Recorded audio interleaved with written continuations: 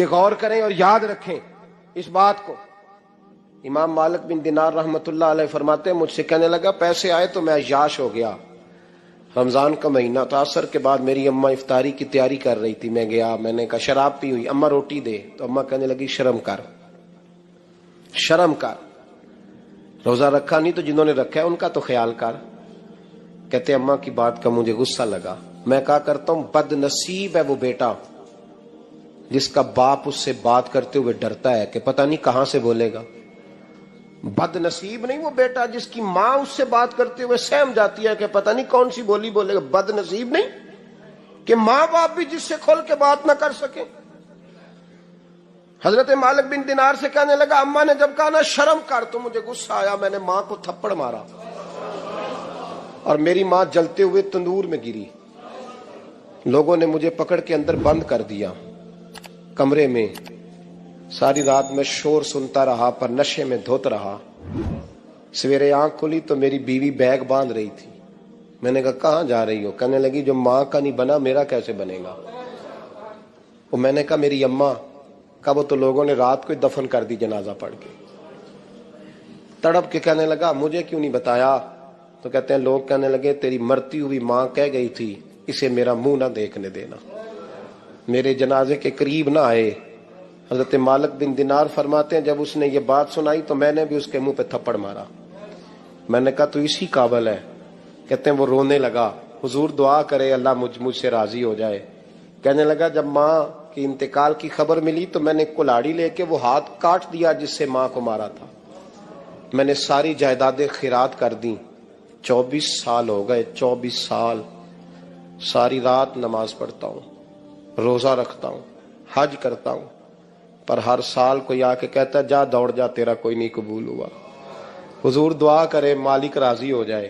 فرماتے میں تھپڑ مار کے آ گیا، میں نے کہا تجھ سے راضی ہو جائے اتنے ظالم سے؟ امام مالک فرماتے ہیں رات کو آ کے سویا تو مجھے خواب میں رسول پاک کا دیدار ہوا، تو نبی پاک علیہ السلام نے فرمایا مالک تو اسے مایوس کیوں کر آیا ہے؟ اللہ تو بڑا مہربان ہے۔ کہا حضور ماں کے نافرمان کو معافی کیسے ملے گی؟ تو امام مالک فرمانے لگے نبی کریم نے فرمایا جا اسے جا کے بتا دے تجھے قیامت میں تیری ماں کی وجہ سے بخش دیا جائے گا۔ کہا حضور اماں کی وجہ سے کس طرح؟ تو محبوب فرمانے لگے اس کی ماں قیامت میں اس کے خلاف مقدمہ دائر کرے گی رب کریم کی عدالت میں، اے اللہ میں نے 9 ماہ پیٹ میں رکھا، درد سہ کے اسے جنا، جگر کا خون پلا کے پالا اور اسی نے مجھے قتل کیا۔ رب کریم اس کی ماں کا مقدمہ سن کے کہے گا اٹھاؤ اس کو دوزخ میں پھینکو، اس نے ماں جلائی تھی اسے بھی جلاؤ۔ محبوب فرمانے لگے جب پکڑ کر کے مالک اس کو محمد بن ہارون کو لوگ لے جائیں گے نا جہنم کی طرف، ابھی فرشتے گھسیٹیں گے ہی تو پلٹ کے پھر اماں کی طرف دیکھے گا، اور دوسری دفعہ پھر گھسیٹیں گے تو پلٹ کے دیکھے گا، اور تیسری دفعہ پھر پلٹ کے کہے گا اماں یہ مجھے جلانے لگے، اماں یہ جہنم میں پھینکنے لگے۔ میرے حبیب فرمانے لگے وہ جل کے مرنے والی ماں وہاں بھی بول پڑے گی، کہے گی یا اللہ چل میں نے معاف کیا تو بھی معاف کر دے، اے اللہ میں نے معاف کیا تو بھی معاف کر دے، اللہ تو معاف کر دے اسے،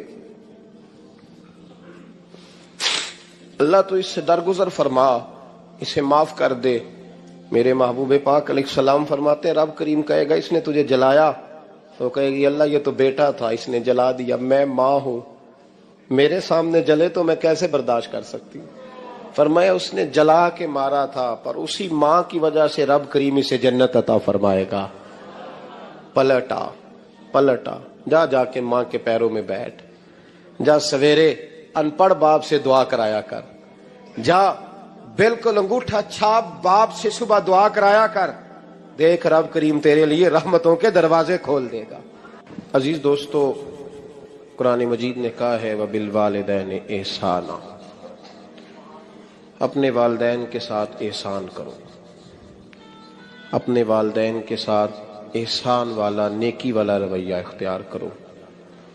اور نبی پاک صلی اللہ علیہ وسلم نے فرمایا سفید بالوں کی عزت اسی طرح ہے جس طرح تم نے اپنے اللہ کی عزت کی ہے۔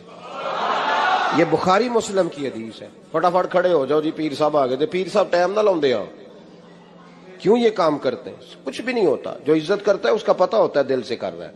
بیٹھا رہنے دے لوگوں کو، کوئی فرق نہیں. یہ بڑی خوبصورتی پیدا کریں، آپ ماحول کو صحیح کریں، آپ کے جلسے کئی گنا زیادہ بڑے ہو جائیں گے انشاءاللہ تعالی. اور میری آخری گزارش، تمہیدی بات کر رہا ہوں، وہ یہ ہے کہ محفلوں کی ترتیب لگائیں. جو قاری صاحب نے عشاء کے فوراً بعد تلاوت کی، انہوں نے بھی قرآن ہی پڑھا تھا، وہ بے قاعدہ کیوں تھی؟ پھر جو دوبارہ 1.5 گھنٹے کے بعد باقاعدہ شروع ہو گئی تو وہ قرآن پاک نہیں تھا؟ ان باقاعدہ شروع ہونے لگی ہے، کیا مطلب ہے اس کا؟ باقاعدہ محفل عشاء کے بعد شروع کریں، ٹائم دیں، نعت خواں کو وقت دیں، اور دعا کا ٹائم لکھیں. اب میرے پاس کبھی آئیں، ہزاروں کا جلسہ ہوتا ہے ہمارا، لیکن ہم 1.5 گھنٹے سے زیادہ محفل کرنا مناسب ہی نہیں سمجھتے. اس لیے کہ اگر فجر سویرے تانگ ہو جائے تو ساری رات جلسے کا مقصد کیا ہوا؟ اور مختصر بات کریں گے خیر الکلام ما کل و دلہ، تو وہ بڑی بہترین رہے گی. سنجیدگی لائیں، تاکہ جس آدمی نے سویرے کام پہ جانا ہے وہ 10 کیا ویا کہ میں چلا 8 بجے محفل شروع ہونی ہے تے لو 9:45 میں تھوڑے کول ہوواں گا انشاءاللہ، تاکہ باقی کا کام بھی کر لیں. یہ ماحول، یہ میں گزارشات کر رہا ہوں، اپیل کر رہا ہوں. چلے اللہ کرے میں بے عمل آدمی ہوں، میری زبان سے نکلی بات کسی پہ اثر کر جائے. یہ آپ سنجیدگی پیدا کر کے دیکھیں، انشاءاللہ یہ رش زیادہ ہو جائے گا آپ کے پاس اور برکت ہوگی اس بات کی. وبالوالدین احسانا، والدین کے ساتھ احسان کرو. علامہ سید محمود آلوسی اندلسی رحمۃ اللہ علیہ صاحب تفسیر روح المعانی فرماتے ہیں، آپ فرماتے ہیں اللہ کریم نے کہا والدین کے ساتھ احسان کرو. اس کا ترجمہ کیا ہے؟ آپ فرماتے ہیں اس کا مطلب یہ ہے کہ جتنی کوئی بندہ نیکی کرے، اگر اس کے مطابق نیکی کر دی جائے تو وہ بدلہ ہوتی ہے، اور اگر تھوڑی بڑھا کے کی جائے تو وہ احسان ہوتی ہے.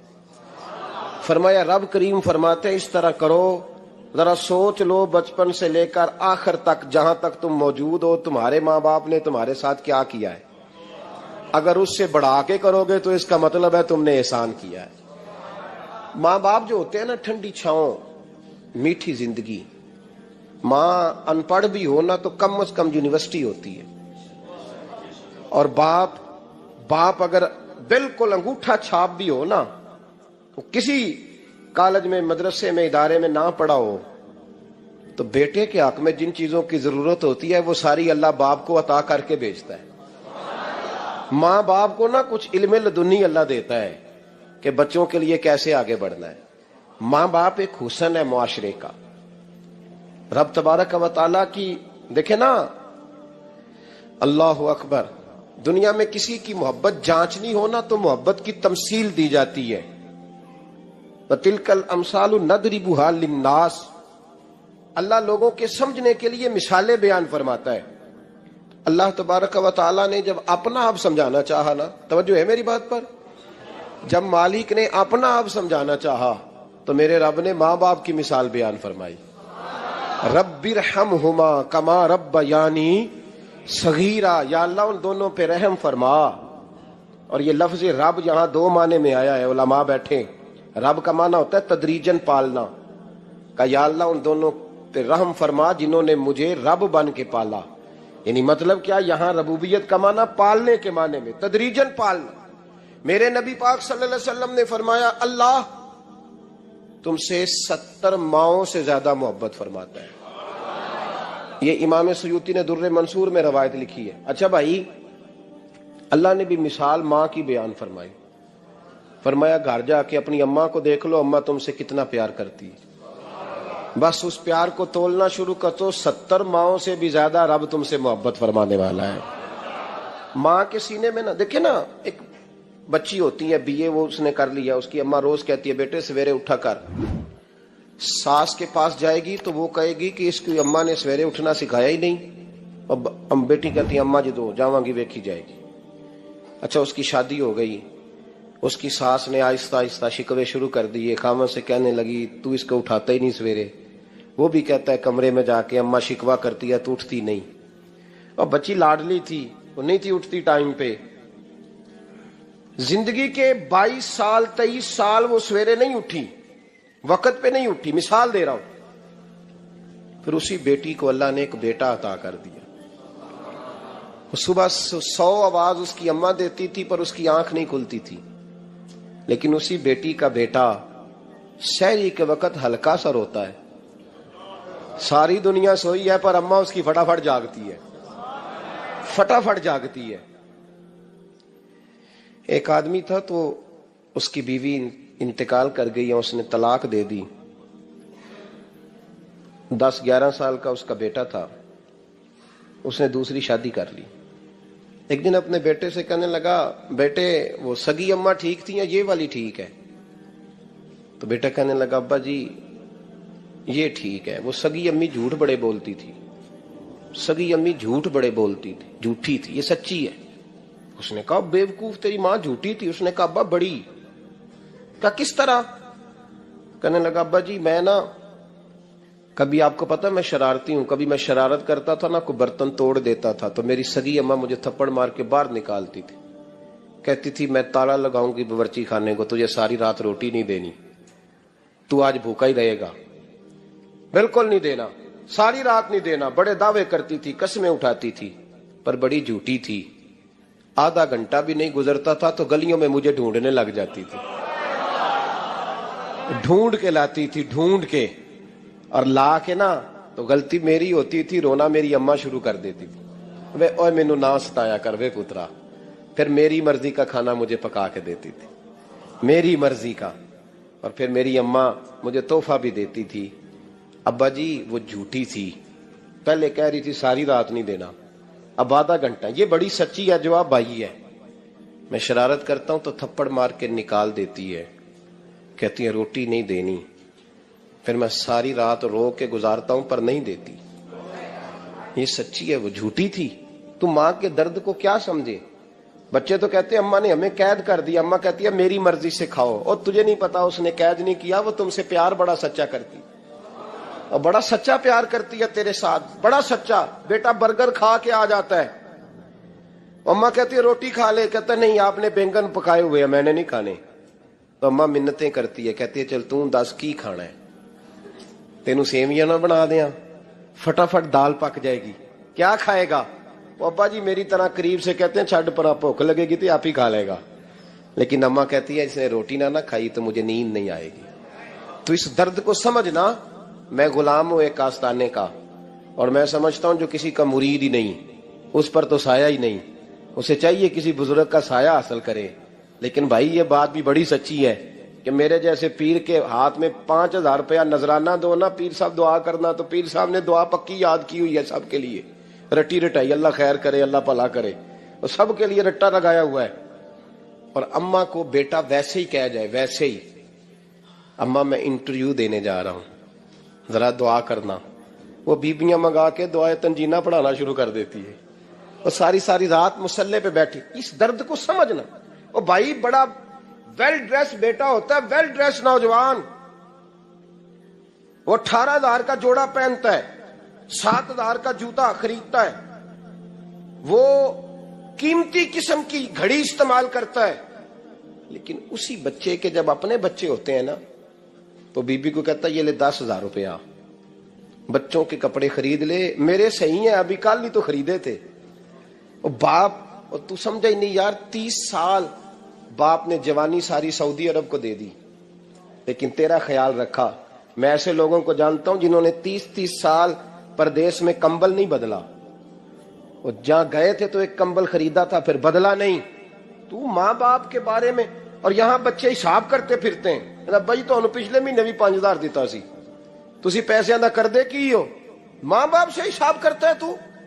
तिरमिजी शरीफ के लफ्ज है, एक सहाबी ने आके अर्ज की या रसूल अल्लाह पैसे विरासत के नहीं, मेरे अब्बा जी ने नहीं दिए मुझे, और मैंने खुद मेहनत करके कमाए, अब मेरा अब्बा मुझसे पैसे मांगता है तो क्या करूं, और मेरे हैं, मैंने कमाए हैं, अब्बा जी ने नहीं दिए, विरासत नहीं, हिस्सा नहीं मिला। हुजूर मेरा अब्बा मांगता है तो मेरे लिए हुक्म क्या है? तो नबी पाक ने फरमाया क्या कहा तुमने, पैसे तेरे हैं? कहा हुजूर हाँ। तो फरमाया अब्बा किसका है? कहा या रसूलल्लाह मेरा। तो फरमाया अगर तू अपने वालिद का है तो तेरी हर शय तेरे वालिद की है, तू भी तेरे वालिद का है तो तेरा माल भी तेरे। माँ और बाप ये तो हुस्न है जिंदगी का, ये तो वकार है इंसान का। जब तक माँ बाप का हाथ पकड़ के चलोगे ना रास्ते सीधे रहेंगे, और जिस दिन उंगली छोड़ के सड़क पे निकलना पड़ा ना सर चकराने लगेगा। یاد رکھنا یہ بڑا مشکل کام ہوتا ہے. لوگوں کا تو رخ ہی اس دن واضح ہوتا ہے جس دن آدمی سائے سے محروم ہوتا ہے. اماں تو کمرے میں پڑی ہو نا، اورنگزیب عالمگیر کی ماں فوت ہو گئی، 350 کمرہ تھا محل کا، اور اماں 12 سال ٹانگوں سے معذور رہی اورنگزیب عالمگیر کی. اماں 12 سال کمرے سے نکل نہیں سکی، ساتھ ہی واش روم تھا یا جو بھی اس دور میں طریقہ تھا. اورنگزیب جب محل میں آتے تھے تو پھر بھی سیدھے اماں کے پاس جاتے تھے، اور جب واپس نکلتے تھے پھر بھی اماں کے ساتھ. اورنگزیب کی ماں کا جنازہ اٹھا تو اورنگزیب نے رونا شروع کیا. پھر سالوں بیت گئے پر اس کے آنسو خشک نہیں ہوتے تھے. ایک شخص نے کہا تیری کوئی انوکھی مر گئی ہے، ساری دنیا کی مرتی ہیں. اس نے کہا میں بادشاہ ہوں، 24 گھنٹے لوگوں کا آنا جانا ہے، بڑے دبدبے ہیں، بڑے ڈیرے داریاں ہیں، بڑی بھینسیں، بڑی گائیں، بڑے کھانے والے، بڑے لانگری. میری ماں بوڑھی تھی، ایک کونے میں پڑی رہتی تھی، پر جب سے وہ گئی ہے یہ مجھے محل نہیں لگتا، مجھے قبرستان لگتا ہے. مجھے لگتا ہے یہ قبرستان ہے. ماں اور باپ تو تیری نعمت ہے بھائی. ہم بچے، ہمارے آج کل کے بچوں نے ایک مسئلہ بڑا پکا یاد کر لیا. کہتے مولانا پیر صاحب پسند کی شادی کرنا جائز نہیں. میں کہتا ہوں صاحب اور بھی بڑی چیزیں جائز ہیں، صرف ایک ہی شے جائز رہ گئی ہے. رسول پاک صلی اللہ علیہ وسلم سوائے اللہ کے کسی کے پابند نہیں، کسی کے پابند نہیں. پر جناب سیدہ خدیجہ الکبریٰ رضی اللہ تعالیٰ عنہ نے پیغام نکاح دیا، یا رسول اللہ میں شادی کرنا چاہتی ہوں. حضور کسی کے پابند نہیں، پر میرے محبوب نے فرمایا میرا چچا میرے والد کی جگہ ہے، میں اپنے چاچا سے پوچھ کے تمہیں جواب دوں گا. یہ ہے پسند کی شادی جو میرے نبی نے بیان فرمائی ہے. تو سارا کچھ کراس کر کر کے گزر جاتا ہے. یہاں تو حال یہ ہے کہ پالنے والا کوئی اور سائے میں بیٹھنے والا. باغ تیرے دی کر کر راکھی میں ساری عمر گزاری، تو جدوں اے پھل پکن تے آیا تے لے گئے ہور بپاری. اور بیٹا گزرتا ہے اماں کے دروازے کے آگے سے، اماں کے دروازے کے آگے بیٹا امرود لے کے آیا ہے 6 کلو. توجہ ہے میری بات پر؟ ادھر دیکھیں جی، چھوڑیں تھوڑی دیر ہماری سنیں. وہ امرود لے کے آیا 5-6 کلو، تو اماں کے دروازے کے قریب سے گزر گیا رات کو. تو کمائی کھانے کا ٹائم آیا نا تو گزر گیا. تو وہ وزیر اعظم سے ڈرتا ہے نا، تو جا کے بی بی سے کہتا ہے بی بی کے حقوق دینا بھی رسول اللہ کی سنت ہے. لیکن یہ کیا بات ہوئی، تو نے بیوی اور ماں کا مقابلہ شروع کرا دی ہے؟ سمجھ تو صحیح، یہ تیرے لیے کعبے کی جگہ ہے اور تو بیوی کے لیے کعبے کی جگہ ہے. اسے بھی سمجھنا چاہیے، غور کرنا چاہیے. 5 کلو امرود لے کے تو ماں کے کمرے کے قریب سے گزر گیا ہے. بی بی کو جا کے کہتا ہے چل آدھا کلو اماں کو بھی دے، اس کے کون سے دانت ہیں. تو پلیٹ میں ڈال کے وہ لائی ہے. تو سمجھا ہی نہیں، تو نے غور ہی نہیں کیا. بندہ تو وہ ٹھیک نہیں تھا نپولین، پر کسی نے اس سے پوچھا تھا بتا زندگی میں پیسے لینے کا مزہ کب آیا؟ اس نے کہا کہ مجھے مزہ تب آتا تھا کہ میں اپنی ساری کمائی لا کے اپنی اماں کے ہاتھ پہ رکھتا تھا، اور پھر جب میں اپنی ماں سے تھوڑا تھوڑا خرچہ لیتا تھا نا، تھوڑا تھوڑا. توجہ ہے میری بات پہ؟ اماں جی 10 روپے دے آجے. کہتا جب میں تھوڑا تھوڑا خرچہ لیتا تھا نا تو مجھے یوں لگتا تھا جیسے میں بادشاہ وقت کے سامنے کھڑا ہوں اور وہ خزانے کا منہ کھول کھول کے مجھے دیتا جا رہا ہے. تو اس ذائقے کو سمجھ تو صحیح بھائی، تو اس کو سمجھ تو صحیح بھائی. یاد رکھیں اور غور کریں، ماں اور باپ. اور پھر یہ بھی سن لیں، نبی پاک صلی اللہ تعالی علیہ وآلہ وسلم نے ماں باپ کے لیے فرمایا ہما جنتک و نارک، یہی تیری جنت ہے اور یہی تیرے لیے جہنم ہے. اگر یہ راضی ہو گئے تو تیرے لیے جنت ہے، ناراض ہو گئے تو چاہے تو 100 پیر کے مزار پہ حاضری دے آ، لیکن جب تک ابا راضی نہیں اتنی دیر تک اللہ راضی. یہ حدیث پاک ہے، حضور نے فرمایا جس کے والد راضی اس کا اللہ راضی، اور جس کا باپ ناراض اس کا اللہ. ہاں بے شک. اب یہ حدیث ہے نا تو سارے ولی ایک طرف بیٹھ جائیں، کہیں یا اللہ بخش دے مرید کو، لیکن اگر ابا کہے یا اللہ نام معاف کرنا تو اللہ ان اولیاء کی نہیں مانتا، والد کی مانتا ہے. اس لیے بلے شاہ آسمانی اڈ دیاں پڑھنا ہے، جیڑا گھر بیٹھا انہوں پڑھیا ہی نہیں. بھائی یاد رکھو، ماں باپ سے پیار کرو، ان کی خدمت کرو، ان کے پاس بیٹھا کرو، اور ماں باپ کو ٹائم دیں، وقت دیں، چند گھڑیاں ان کے پاس بیٹھیں۔ آپ یقین کریں ابا جی سے آپ مشورہ کر لیں، صرف مشورہ، مرضی بے شک اپنی کریں، لیکن اس مشورے میں آپ کو اتنا سایہ ملے گا کہ زندگی میں کبھی ناکامی نہیں ہوگی۔ پر اسی سجن دی مننی ابے دی نہیں مننی، وہ پھٹے پہ جو نلائق ہماری طرح کا بیٹھا ہے اس سے مشورہ لینا ہے، والد سے نہیں لینا۔ باپ کے پاس بیٹھیں، اس سے مشورہ لیں۔ میرے ابا جی کسان تھے، میں نے اپنی زندگی میں ڈھیروں چیزیں اپنے باپ سے سیکھی ہیں، درجنوں چیزیں سیکھی ہیں۔ میرے والد بڑے خوددار تھے، مزاج میں عجیب سی خودداری تھی۔ کوئی بندہ کبھی حال پوچھ لیتا تھا نا کہ حالات کس طرح کے ہیں، تو فرماتے تھے بھائی اگر بتانا ہوا تو اپنے اللہ کو بتاؤں گا۔ الحمدللہ بڑا فضل ہے، میں نے ان کے ہاتھوں پہ ہمیشہ چھالے دیکھے، ہمیشہ چھالے، لیکن ان کا ہاتھ کبھی کسی دنیا دار کے سامنے پھیلتا ہوا نہیں دیکھا۔ لوگ مجھے کہتے ہیں آپ کس پیر سے